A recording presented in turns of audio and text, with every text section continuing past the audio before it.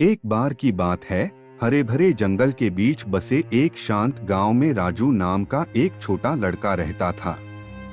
राजू अपने जिज्ञासु दिमाग और दयालु हृदय के लिए जाना जाता था। बहुत छोटी उम्र से ही वह जीवन के रहस्यों और मानवीय दुखों की प्रकृति से बहुत प्रभावित था।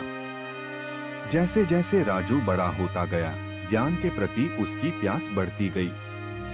विलासिता और विशेषाधिकारों से भरपूर जीवन में जन्म लेने के बावजूद उसे असंतोष की गहरी भावना महसूस हुई। वह अस्तित्व के रहस्यों को जानने और एक ऐसा मार्ग खोजने के लिए तरस रहा था जो उसे सच्ची पूर्णता की ओर ले जाए। एक भाग्यशाली दिन राजू ने आत्मखोज की यात्रा शुरू करने का फैसला किया। उसने अपने परिवार को अलविदा कहा और आत्मज्ञान की तलाश में दुनिया में निकल पड़ा। कई सालों तक वह जंगलों और पहाड़ों में घूमता रहा, प्रसिद्ध संतों और दार्शनिकों से अध्ययन करता रहा और ध्यान के विभिन्न रूपों का अभ्यास करता रहा। फिर भी अपने प्रयासों के बावजूद राजू अधूरे रह गए। उन्हें एहसास हुआ कि आत्मज्ञान केवल बाहरी खोजों या बौद्धिक ज्ञान के जरिए नहीं पाया जा सकता। इसके लिए एक गहन आंतरिक परिवर्तन की आवश्यकता थी, चेतना में एक ऐसा बदलाव जो मन की सीमाओं से परे हो। आत्मज्ञान के रहस्यों को जानने के लिए दृढ़ संकल्पित राजू ने बोधि वृक्ष के नीचे तब तक ध्यान करने का संकल्प लिया जब तक कि उन्हें आत्मज्ञान प्राप्त नहीं हो गया। 39 दिन और रातों तक वह गहन चिंतन में बैठे रहे, संदेह और इच्छा के आंतरिक राक्षसों का सामना करते रहे जो उन्हें खा जाने की धमकी दे रहे थे। अंततः वैसाख की पूर्णिमा की रात को राजू को एक गहन जागृति का अनुभव हुआ। स्पष्टता के उस क्षण में उसे वास्तविकता की सच्ची प्रकृति का एहसास हुआ। सभी प्राणियों का परस्पर संबंध, अस्तित्व की नश्वरता और दुख से परम मुक्ति।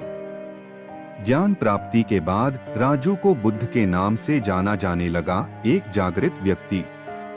उन्होंने अपना बाकी जीवन देश भर में यात्रा करते हुए बिताया और करुणा, ज्ञान और आंतरिक शांति की अपनी शिक्षाओं को उन सभी के साथ साझा किया जो सुनना चाहते थे।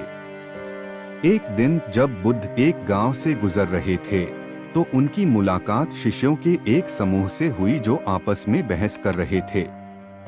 उनकी गर्मागर्म बहस से हैरान होकर बुद्ध उनके पास गए और पूछा कि वे क्या चर्चा कर रहे हैं।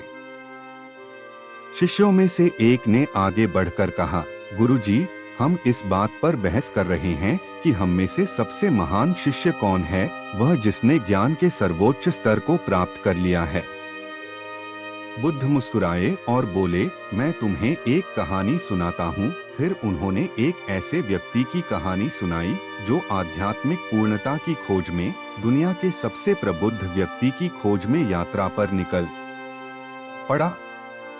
दूर दूर तक यात्रा करने के बाद वह व्यक्ति अंततः एक सुदूर गांव में पहुंचा जहां उसने पहाड़ों में रहने वाले एक महान ऋषि की कहानियां सुनी। उस ऋषि से मिलने के लिए उत्सुक वह व्यक्ति पहाड़ों में यात्रा करता रहा और आखिरकार बादलों के बीच बसी एक छोटी सी झोपड़ी के पास पहुंचा।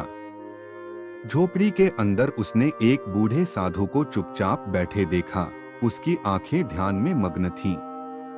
वह आदमी साधु के पास गया और पूछा, क्या आप दुनिया के सबसे प्रबुद्ध व्यक्ति हैं? भिक्षु ने अपनी आंखें खोलीं और मुस्कुराया। मेरे मित्र, उसने उत्तर दिया, मैं सत्य का एक विनम्र सेवक हूँ। आत्मज्ञान कोई जीतने या हारने की प्रतियोगिता नहीं है।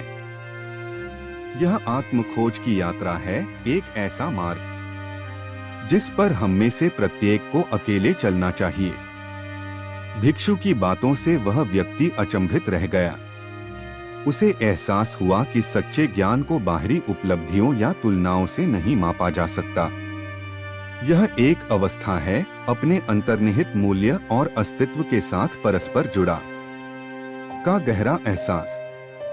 वर्तमान क्षण में लौटते हुए बुद्ध ने अपने शिष्यों की ओर रुख किया और कहा, सबसे महान शिष्य वह नहीं है जो दूसरों से मान्यता या मान्यता चाहता है।